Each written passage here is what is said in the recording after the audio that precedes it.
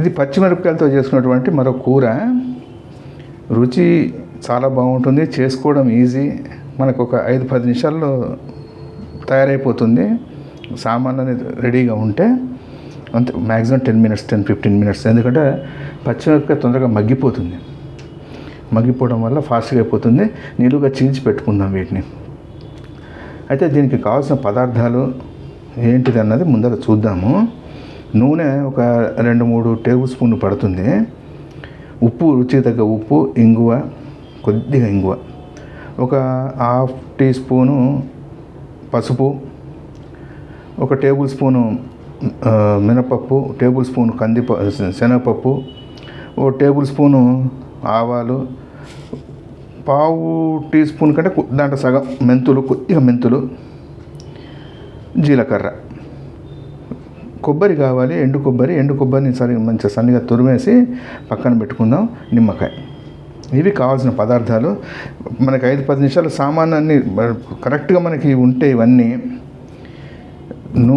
ఒక 5-10 నిమిషాలు మనకి తయారైపోతుంది.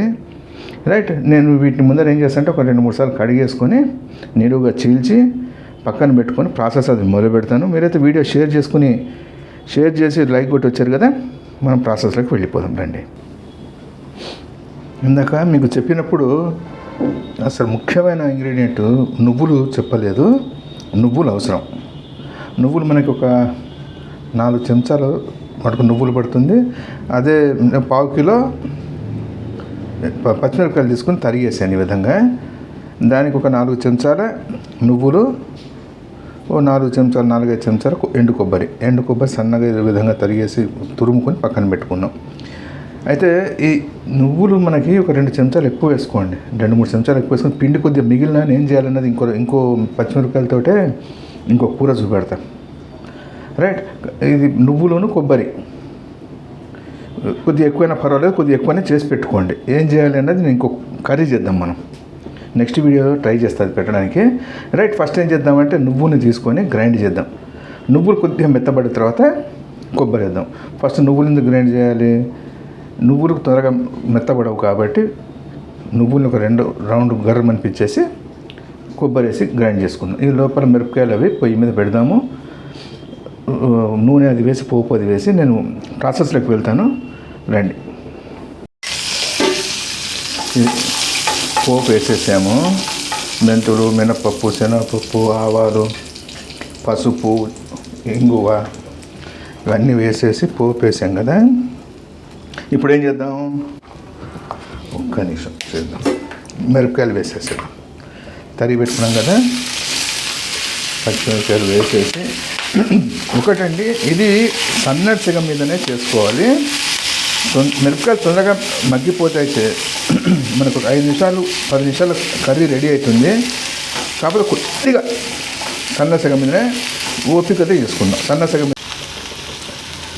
ఇది నువ్వులను ఎండు కొబ్బరి మనం గ్రైండ్ చేసుకున్నటువంటి పౌడరు.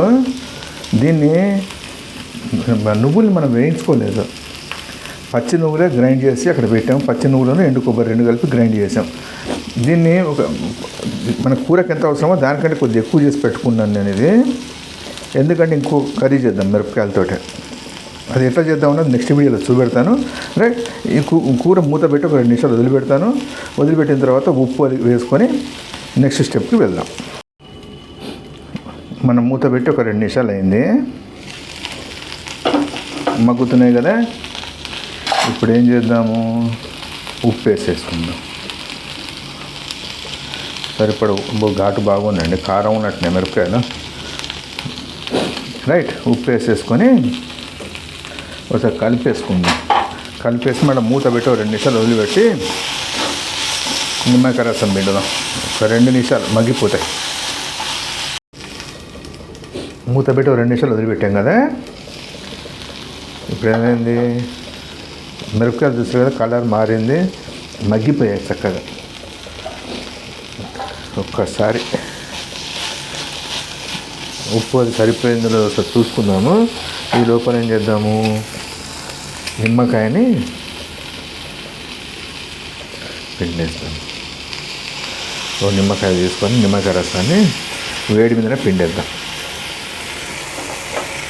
పిండి వేసి ఒకసారి కలిపి మళ్ళీ ఒకసారి మూత పెట్టి ఓ 2 నిమిషాలు వదిలిపెడదాం. రైట్, మూత పెట్టి కలిపేసుకొని మూత పెట్టి వదిలిపెట్టిన తర్వాత సెకండ్ స్టెప్కి వెళ్దాం. నెక్స్ట్ స్టెప్కి మనం నిమ్మకాయ రసం పిండి మూత పెట్టి 1 నిమిషం వదిలిపెట్టాము. నిమ్మకాయ రసం అన్ని ముక్కలకి మంచిగా అంటుకుంది.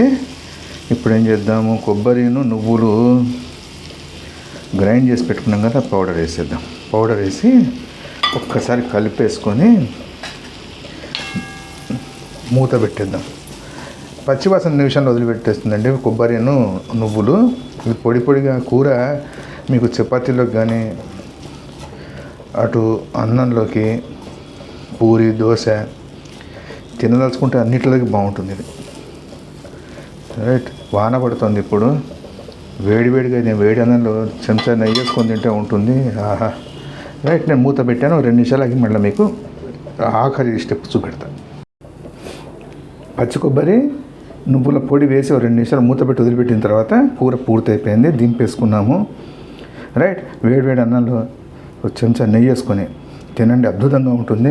చెప్పే కదా, చపాతీ దోశ పూరి అన్నింటిలోకి బాగుంటుంది ఇది. ట్రై చేయండి ఎలా ఉందో.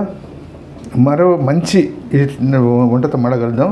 బహుశా నేను నెక్స్ట్ వీడియో కూడా చెప్పే కదా ఇందాక, నువ్వుల పొడి ఎక్కువ చేసుకోమని, నువ్వులు కొబ్బరి పొడి అదే చేయడానికి ట్రై చేస్తాను. రైట్, ఎలా ఉందో కామెంట్ చేయండి. వంట చేసి తిన్న తర్వాత ఎలా ఉందో కామెంట్ చేయండి. మరో మంచి వంటతో మడగలుద్దాం. థ్యాంక్స్.